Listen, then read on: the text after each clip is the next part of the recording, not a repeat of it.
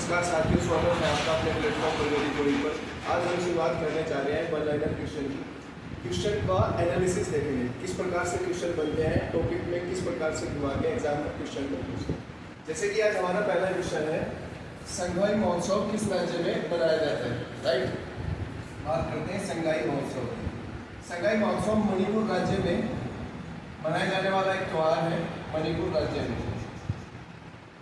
बात करें कि अगर कब इस त्योहार को हम मनाते हैं, तो अक्टूबर और नवंबर के महीने में। कितने दिन तक चलता है ये? एक सप्ताह तक, एक सप्ताह तक, ठीक है ना, इसको मनाया जाता है।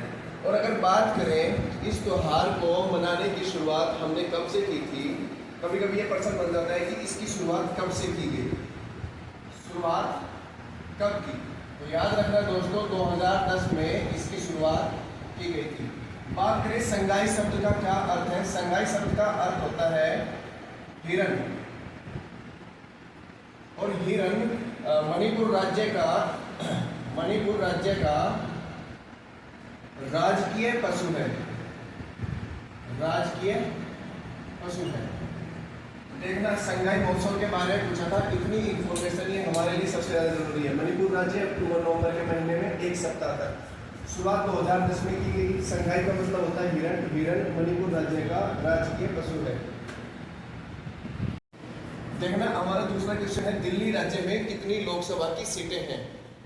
अगर मैं दिल्ली राज्य में लोकसभा सीटों की बात करता हूँ, तो लोकसभा की 7 सीट दिल्ली राज्य में, केवल 7 सीट। लोकसभा मतलब जहाँ पे एमपी को रखा जाता है, मेंबर ऑफ पार्लियामेंट बनते हैं, उनको लोकसभा बोलते हैं। अब देखना, अगर मैं लोकसभा की बात करूं, लोकसभा एक सदन है, 2 सदनों में से एक सदन है, 2 सदनों में से हमारा एक सदन है। अगर भारत के एवरेज में मैं बात करूं लोकसभा में, तो लोकसभा में कुल 545 सीट है।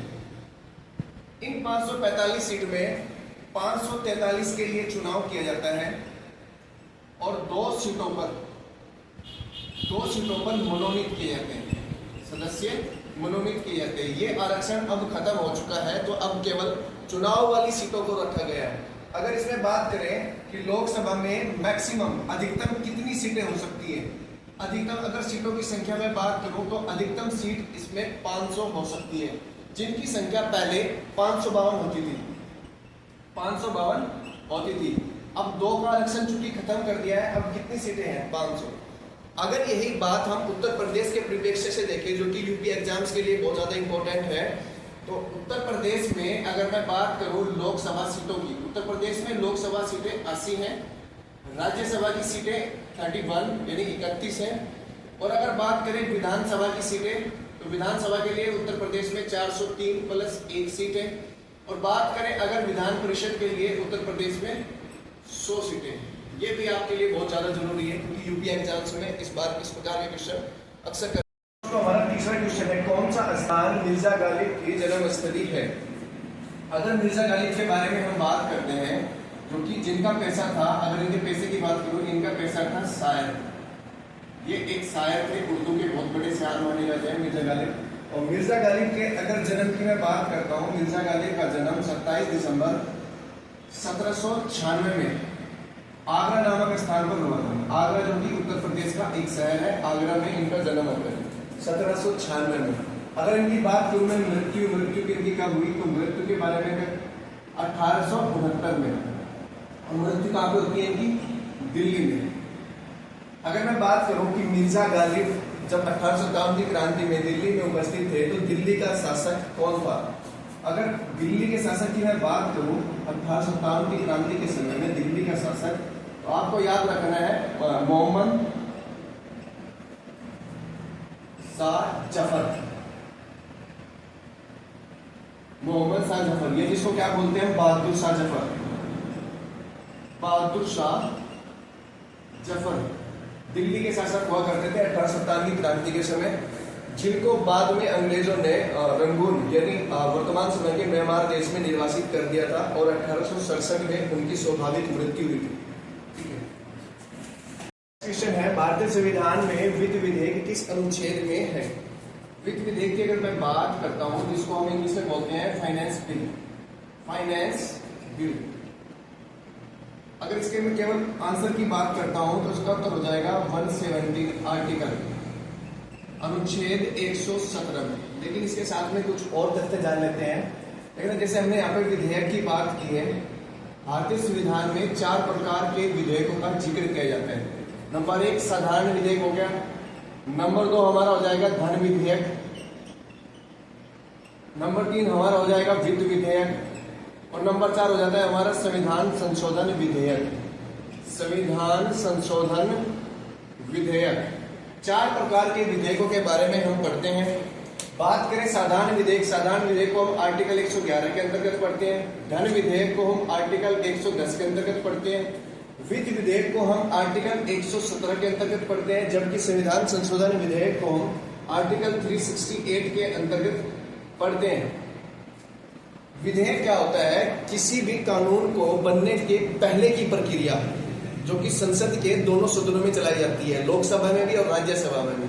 अगर राज्य स्तर पर बात करें तो विधानमंडल और विधान परिषद में भी चलाई जाती है। तो किसी भी कानून को बनने से पहले की जो प्रक्रिया होती है उसको विधेयक बोलते हैं। तो वित्त विधेयक का जो जिक्र किया जाता है संविधान में आर्टिकल 117 में किया जाता है। इसके साथ में दोस्तों आप एक आर्टिकल है आर्टिकल 112, आर्टिकल 112 में जो जिक्र किया गया है वो बजट का जिक्र किया गया है। हालांकि आपको पता होना चाहिए बजट नाम की कोई भी शब्द संविधान के अंतर्गत नहीं है। तो संविधान में इसको क्या लिखते हैं? वो वार्षिक वित्तीय विवरण, वार्षिक वित्तीय विवरण। ये संविधान के अंतर्गत इस शब्दावली का इस्तेमाल किया जाता है। बजट का मतलब होता है चमड़े का थैला, चमड़े का थैला। क्वेश्चन है हमारा, किस महिला को भारतीय क्रांति की जननी के रूप में जाना जाता है? किस महिला को? यहाँ पे महिला का नाम पूछा है, और भारतीय क्रांति की जननी के रूप में। तो अगर सिंपल से इसके आंसर की बात करें, मैडम भिकाजी रुस्तम कामा, मैडम भिकाजी रुस्तम, मैडम भिकाजी रुस्तम कामा, इनको भारतीय क्रांति की जननी के रूप में जाना जाता है। ये वो महिला है जिसने भारतीय झंडे को पहली बार विदेशी धरती पर फहराया था। कहाँ पे फहराया था? इन्होंने भारतीय झंडे को, अगर मैं बात करूं भारतीय झंडे को 22 अगस्त 1907 में जर्मनी में एक स्थान पड़ता है स्टुटगार्ट, जर्मनी के स्टुटगार्ट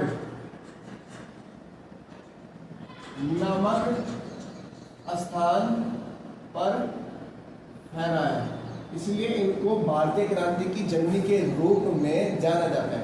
अब बात करें कि अगर कभी कभी क्वेश्चन आता है कि ऐसी कौन विदेशी महिला थी जो भारतीय आजादी के लिए चिंतित थी। देखना दोस्तों, एक महिला है एनी बेसेंट, जो कि आयरलैंड की रहने वाली है। एनी बेसेंट कहाँ की रहने वाली है? आयरलैंड की रहने वाली थी, और इन्होंने हमेशा भारतीय आजादी के लिए कार्य किया, भारतीय आजादी के लिए कार्यरत रही। तो इनके बारे में भी कभी कभी प्रश्न पूछ लिया जाता है। एनी बेसेंट, एनी बेसेंट वो महिला है जिनको पहली महिला अध्यक्ष की उपाधि प्राप्त है भारतीय राष्ट्रीय कांग्रेस के रूप में। इन्होंने 1916 में जो उनका अधिवेशन हुआ था उसमें अध्यक्षता की थी। एनी बेसेंट ने, एनी बेसेंट ने ही 1898 में सेंट्रल हिंदू कॉलेज वाराणसी की स्थापना की थी, जिसको बाद में 1916 में मदन मोहन मालवीय के प्रयासों से बनारस हिंदू विश्वविद्यालय का दर्जा प्राप्त किया था। Thank you.